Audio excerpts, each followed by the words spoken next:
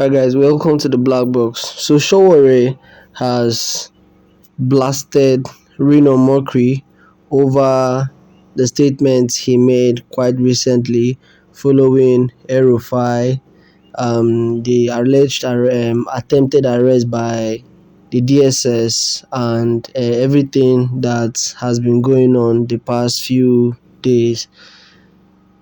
All right, watch it for yourself, guys. Resonated the voice of Nigerians, amplified their voice, fought for them, actually bled for them. Amoyle Sowore, it's quite lovely to have you with us in the studio. Good evening. Thank you. Good How evening. are you? Good. Good. It's been a long day. Yes, I know. Yes. I know. Definitely. Whenever you're around, it's like that. So, however, let's just say, it's the cost of servitude, right? Yes. All right, let's start up with this. Reno Omokri was on a show yesterday, and he talked about you. Obviously, you presented an exhibit, him as an exhibit, where he called the president all forms of names. Yes. Reno Omokri said you shouldn't have tendered that because he has changed his stance on the statements he made. Now, during the interview, he was asked a question about his ambassadorial designate role, where he said that yes, indeed, although he was stammering, that yes, indeed, he said it's not in his DNA that he would never work for the president, but he's not supposedly working for the president. The role of ambassador is to serve Nigeria, and Nigerians were wondering, who nominated you? Who submitted your name to the Senate? It's the president. Who would sign your appointment letter? It's the president. So you're obviously working for the president. In other words, what are you saying? You've taken back your words that you will no longer work for the president. And in response to you, he said he had retracted his statements. Now, let me ask you something. A couple of APC members have said the government of the day is working. It's just political actors who are not happy with the growth of the economy that are making slanderous statements and gaslighting. Sure, what's his name? Reno Omokri is one of such persons. How would you quickly react to this? You know, one of the things I would never do is to respond to an issue that is a non-issue. Okay. To respond to somebody who is a non-entity. Non-entity. In terms of the hierarchy of my needs, hierarchy of my, people to address, Reno doesn't even come up at all.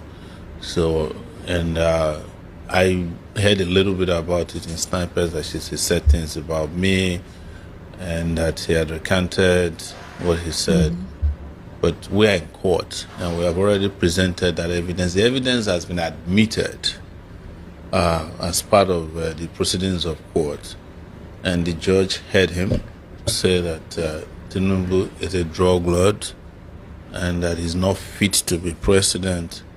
So that's as far as we need when it comes to Reno Omokri. Every other thing he's recanting. You know, if you commit an offense today and you are before a judge and your excuse is that that you have recanted, you are no longer a criminal, the judge doesn't take that into consideration that you have repented. It might help you while the sentence is going on in mitigating the sentence, but it doesn't erase the offense. So that's how we're dealing with Reno Omokri's issue. I think the public sufficiently know Reno. I knew Reno Omokri a long time ago and have dealt with him as part of Nigeria's problem.